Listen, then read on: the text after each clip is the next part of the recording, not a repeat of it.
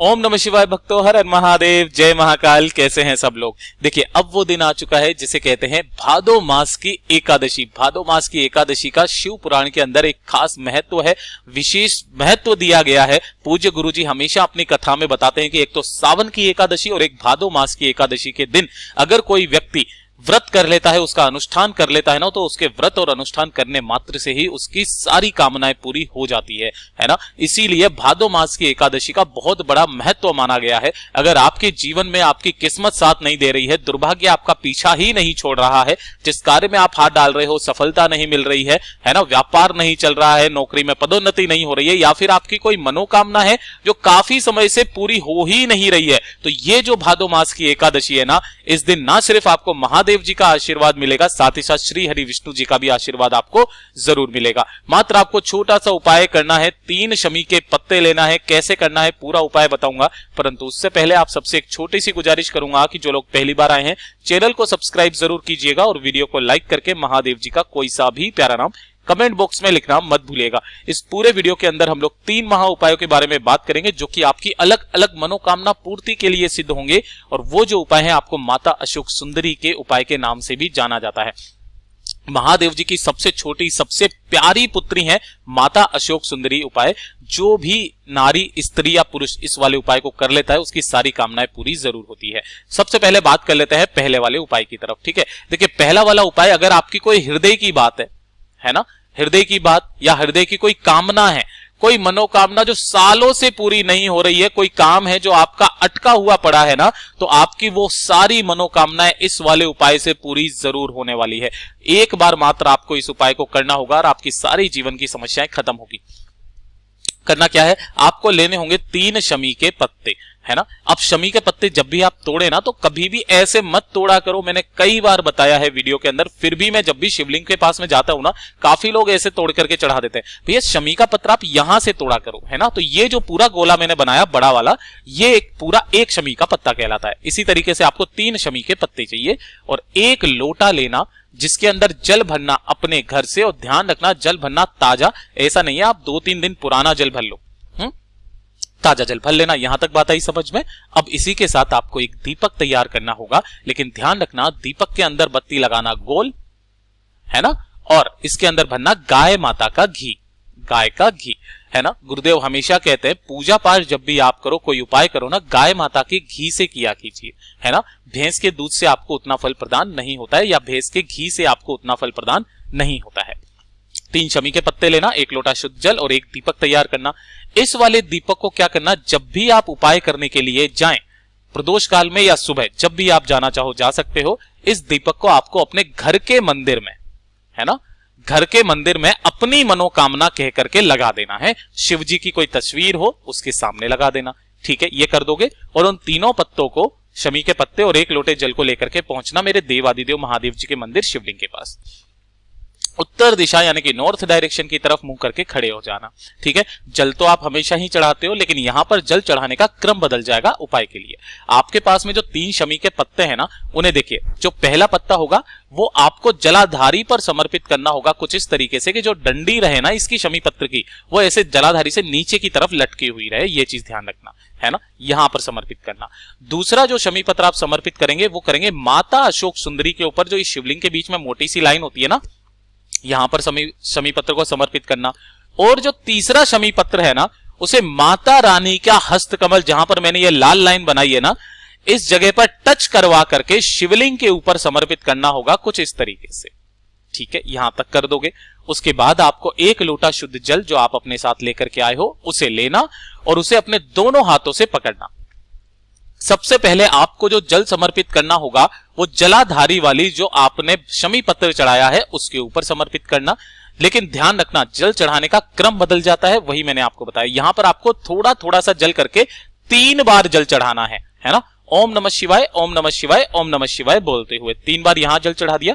उसी तरीके से आपको 3 बार जल चढ़ाना होगा जो माता अशोक सुंदरी के ऊपर आपने शमी पत्र समर्पित किया है उसके ऊपर, और उसके बाद 3 बार में जल चढ़ाना होगा उसी 1 लोटे में से इस वाली शमी पत्र के ऊपर, शिवलिंग के ठीक ऊपर, है ना। ओम नमः शिवाय, श्री शिवाय नमस्तुभ्यम का स्मरण करते हुए जब आप ये जल समर्पित कर दें, 2 मिनट यहां पर बैठें।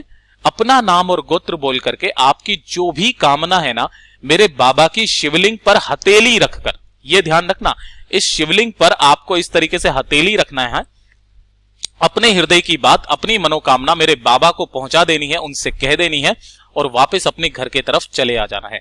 पूज्य गुरुजी ने कहा कि मात्र 1 से 2 एकादशी इस वाले उपाय को करके देख लीजिएगा, मेरा बाबा आपके काम को करने में जुट जाएगा, आपकी सारी मनोकामनाएं पूरी जरूर करेगा। पूज्य गुरुजी का ये वाला उपाय बहुत ही ज्यादा खास और अचूके जरूर कीजिएगा।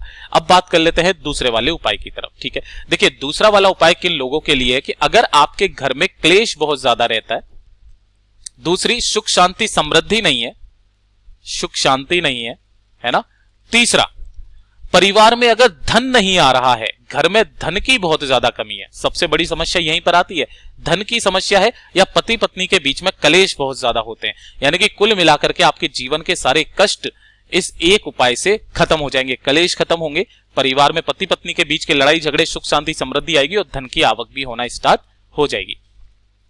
आपको चाहिए होगा पीला चंदन।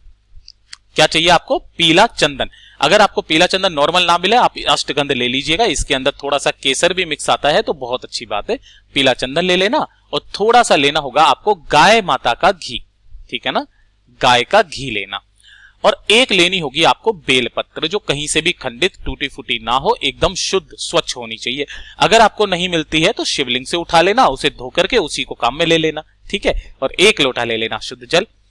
इन सभी को लेकर के सुबह या शाम जब भी आप जाना चाहो जा सकते हो। एकादशी के दिन, कब जाना है?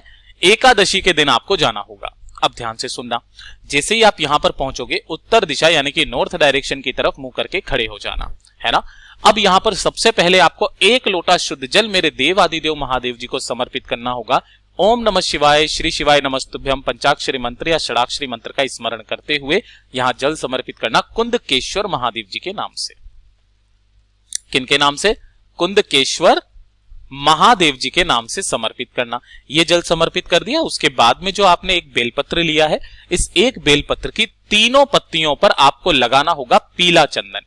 जो चिकना वाला हिस्सा है ना, उस जगह पर आपको पीला चंदन लगाना है, इन तीनों पर, ठीक है ना। और जो आपने गाय माता का घी लिया है ना, उस गाय माता के घी को लगाना होगा, ये वाली जो स्थान होता है ये वाला है ना, इस जगह पर आपको लगाना होगा गाय माता का घी, गाय का घी लगाना, और इसी जगह से पकड़ करके इस वाली पत्ती को आपको समर्पित करना होगा माता अशोक सुंदरी के स्थान पर, इस तरीके से कि जिस तरफ आपने पीला चंदन और घी लगाया है ना, वो नीचे की तरफ रहे, बड़ी वाली पत्ती रहेगी शिवलिंग के तरफ, डंडी रहेगी जलाधारी के तरफ। इस तरीके से समर्पित करना, नीचे की तरफ आपका पीला चंदन होना चाहिए, शिवलिंग से टच होना चाहिए।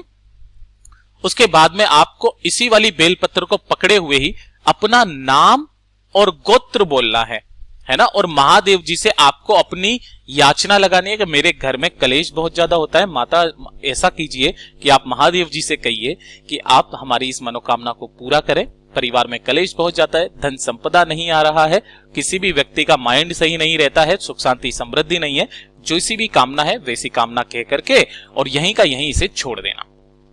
देखिए गुरुदेव ने अपनी कथा में बताया था कि माता अशोक सुंदरी जो हैं वो महादेव जी की सबसे छोटी पुत्री हैं, और जब कोई छोटा बच्चा जिद करता है ना तो उसकी जिद को पूरा किया जाता है। सेम वही काम यहाँ पर होता है कि जब आप माता अशोक सुंदरी मैया से कुछ भी गुहार लगाती हैं कि महादेव जी से कहिए, जब महादेव जी से माता अशोक सुंदरी मैया कहेंगी आपकी सारी मनोकामनाएं पूरी जरूर होगी। पूज्य गुरु जी का ये वाला भी उपाय बहुत ही ज्यादा खास और अचूके जरूर कीजिएगा। बात कर लेते हैं तीसरे वाले उपाय की तरफ कि अगर आपकी किस्मत आपका साथ नहीं दे रही है, मैंने क्या बोला, अगर आपकी किस्मत आपका साथ नहीं दे रही है, आपको लगता है कि इस पूरी दुनिया में आप ही सबसे बदकिस्मत आदमी है, जिस कार्य में आप हाथ डालते हो सफलता नहीं मिलती है ना, परेशान हो चुके हो, व्यापार खोला व्यापार नहीं चल रहा, दुकान खोली दुकान नहीं चल रही, नौकरी में तरक्की नहीं हो रही है, आपसे जो छोटे लोग हैं उनकी तरक्की होने लग गई है, किस्मत अगर आपका बिल्कुल भी साथ नहीं दे रही है ना, छोटा सा उपाय करना स्टार्ट कर दीजिए आज से, ठीक है ना। कभी भी इस उपाय को कर सकते हो, डेली करोगे बहुत अच्छी बात है।